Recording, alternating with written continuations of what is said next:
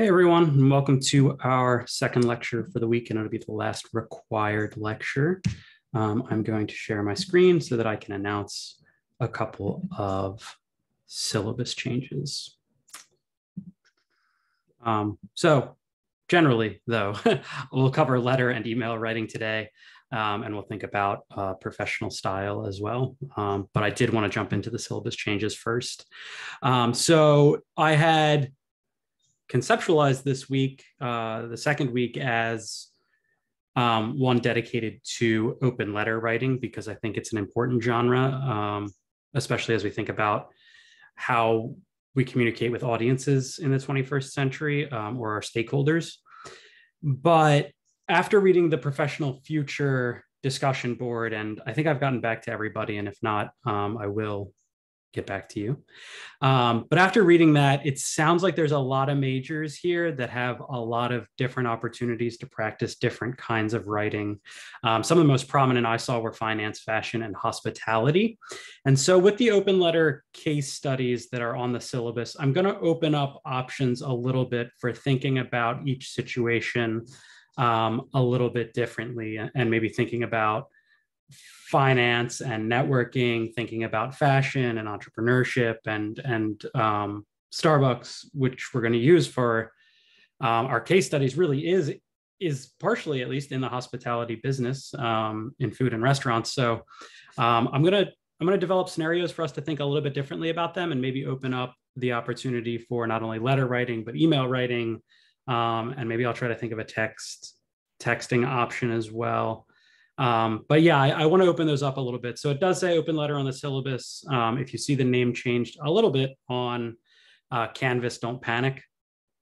I saw other majors as well, including software engineering, agriculture, medical and laboratory science. Oh my. So lots of different ones on there. And so what I wanted to bring that up to say, I picked business cases or scenarios. I'm calling them case studies, though they're not really case studies per se. But I've chosen ones that are kind of just big businessy and recognizable names, like Villanova, Applebee's. Now, this week, we're going to do University of Delaware and Starbucks. So I picked these for the recognition, but while they are good case studies, I wanted to open the door for the people who are in those, I guess we might say more specialized majors like software engineering, ag, medical laboratory science. If you see cases of business communication or news in your field that you want to bring into this class and say, hey, I'd like to develop a case study around this thing, please feel free to reach out. I would love to tailor an assignment for you so that you don't feel sort of left out by the options. And I just don't know enough about your fields to develop a case specifically around software engineering or agriculture. Although I think, now that I'm saying out loud, I think it was computer engineering. But yeah, feel free to reach out if you want to sort of tailor your own experience, because I think that'd be a really worthwhile thing in this course, instead of just thinking about these bigger recognizable names. The one I'm going to keep, at least, is the University of Delaware open letter. I do want you to get some experience, and this goes for all majors, working with works that are already in progress. Like in business writing, it's not always the same as school, where someone's going to say, write me a report from scratch. A lot of times you'll have a lot in front of you, and you're going to be asked to edit it or to add your own sort of unique vision to it. So I will keep that one, and we'll think about the business writer as a business editor in that case. And yeah, that transferred into some changes in this lecture. It was going to be on letter writing, but I want to say a little bit more about emailing and ethics. And I picked out a few, professional style notes from what I've seen so far for you all to think about. And so let's jump right into it. Yeah, the question sort of at the heart of this is, why send a letter or why send an email? And letters might seem a little dated now. Emailing might be the preferred style, but I was thinking, they all have sort of shared purposes. And I did a little bit of reflecting on why I've sent emails myself, and maybe you can pause this lecture and think about it for yourself as well. But yeah, what's the purpose of an email? And I came up with just 4 here, but I'm sure there's dozens and dozens. Inquiries are the first reason I think I send emails. When I need to ask somebody a question, I just reach out. Submissions, when I need to submit a journal article and await my rejection, I'm using email for that. But that also uses letters sometimes. Organizational and bureaucratic stuff, the people who mentioned that they're in various campus groups, I'm sure you get lots of emails that tell you about what the initiatives are, about what's going on with the organization, and what your role could be. And so I see a lot of those emails. And scheduling, of course, we always use it for scheduling when we're going to meet somebody. Particularly, you can think about a professor or office hours. But these are the reasons that emailing exists, and why in some ways we've kind of switched from the letter to the email, but not entirely. And so I wanted to point out that when we're thinking about a letter or when we're thinking about an email, it's a highly ethical question that comes up, or as you can see here, a series of ethical questions that come up. First and foremost, we have to think about our recipients. Who am I sending this question to, or who am I sending this submission to, and why? Am I using the carbon copy and the blind carbon copy feature on email, and why, right? Who I'm sending to is as important as the message itself. And in business scenarios, it only becomes all the more difficult because you're thinking about whether you're including a boss on an email, whether you're blind carbon copying a colleague so they know what you've said. There's lots of reasons why who the recipients are becomes ethical questions. And like all ethical questions, there's no easy answer.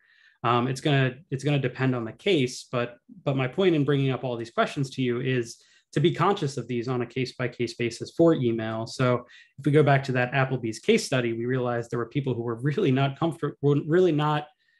confidently asking these questions to themselves and thinking about, where written communication could end up, given everything they said. The subject line, I had you practice a little bit with the case study, but there's ethical questions included in that, right? Am I indicating the proper level of urgency or priority? For people who use Outlook, and I'm sure it's on Gmail and the other ones too, but you can send a message with priority and it comes with an exclamation point. And that brings up all kinds of questions of, am I using that the right way? And am I using it in the right cases? You can become the person who cried wolf, right?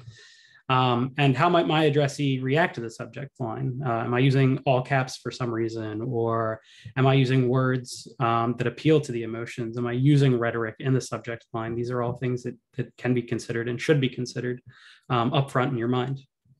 And then, of course, you get to the salutation and the greeting. People have all kinds of gripes with these. They don't particularly stand out to me. But some people in the business world, some people in universities are extremely aware of whether the greeting uses the appropriate amount of formality. So I know I've gotten emails from you all this week. Some people start with "Dear Professor," or other people go with "Hey, Professor." To me, they don't, as your audience, I don't consider it very much. But other people might, and you might think about how much formality am I using? Is it necessary? And when might I go a little bit more informal? And when might I go super formal, right? A lot of you call me Professor Repetto, which is fine, but what if your professor was also the dean of the college? Would you say dean? And then this transfers easily to the workplace too, right? If someone has a particular title, if they are a doctor in the workplace, or if they are a board member, for example, would you say, or a senator, would you say Senator so-and-so, or would you say their name?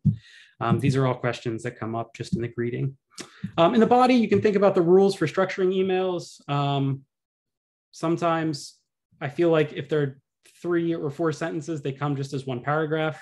But if you have a lot to say, how might you start segmenting out information? And when you're doing that, how are you prioritizing things? And then when are you going to violate those rules, right? Like you don't see a ton of lists like this slide in emails, but when is it a good idea maybe to jump over and use that?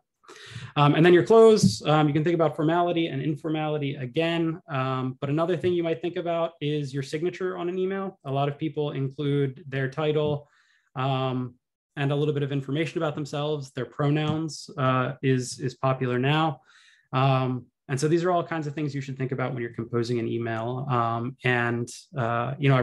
seen the signature line used for a lot of stuff. I know early career academics put their CV and their publications all in their signature so you can see it. And so that's all things you can think about, especially as you enter the workplace and maybe you earn awards for your work and things like that. You can include them right there in the signature so people know sort of what your trajectory has been. I developed a couple of slides here for professional tone and style. These are things I want you to think about just based on what I saw in your writing so far. And I think it kind of goes for everybody. First and foremost, avoid ambiguity. Here's an example of a sentence. I kind of developed these. But Bill told Fred that he was mistaken, right? It confuses who the he is. And modifiers also, we see problems with this. I only fed your bird twice a day while you were on vacation is only here implying you only fed it. You didn't groom it. You didn't take it for a walk. I don't know what else you do with the bird.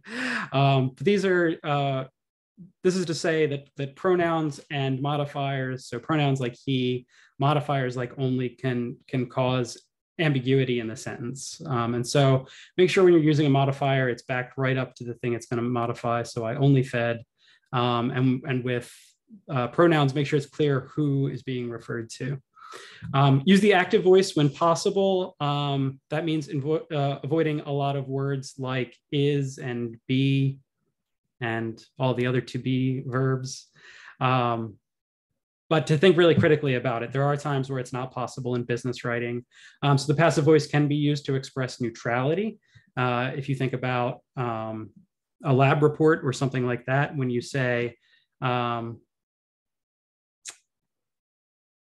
something like the solution was added to the vial, you use the passive voice with was, but you're trying to be neutral. You're trying to be objective. And so in that case, it's fine. And you can think about that in your business writing as well. When am I trying to be objective and when can I use that passive voice?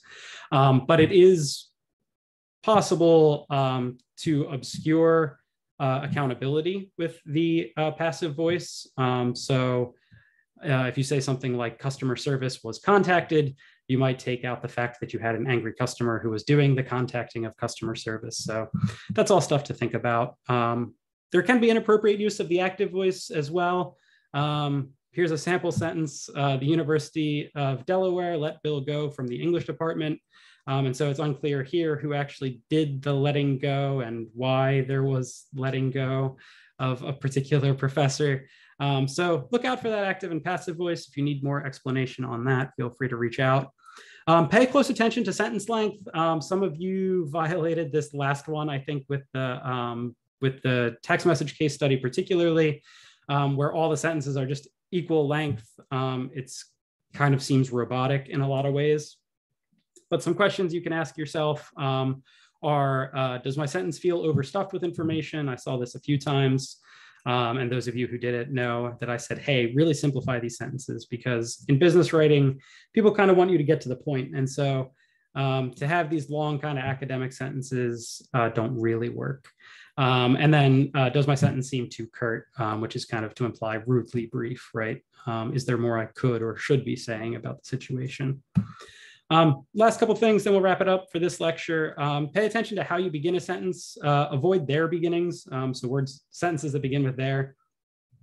For example, there seems to be a problem with how frequently Bill lectures his students. Their kind of clouds what exactly the problem is. The problem is the length of the lectures, or the frequency, I guess, of the lectures in this sentence, but it's kind of hidden because we said there seems to be a problem with. Avoid unclear it beginnings. So it is becoming tedious listening to this professor's lecture go on and on. It again turns out to be the length of the lecture, which I almost ended by accident there. It at the beginning of a sentence doesn't refer to anything, right? Because when we're thinking about it, we need something before it. Avoid some unnecessary phrases. I didn't see too many of these in the case studies, but I did want to point them out. Having said that is kind of a sentence or a clause, I should say, that you can always drop. it having been established, if you've already established it, you don't really need to reiterate it. And you don't need to go overboard with some of the greetings and things like that.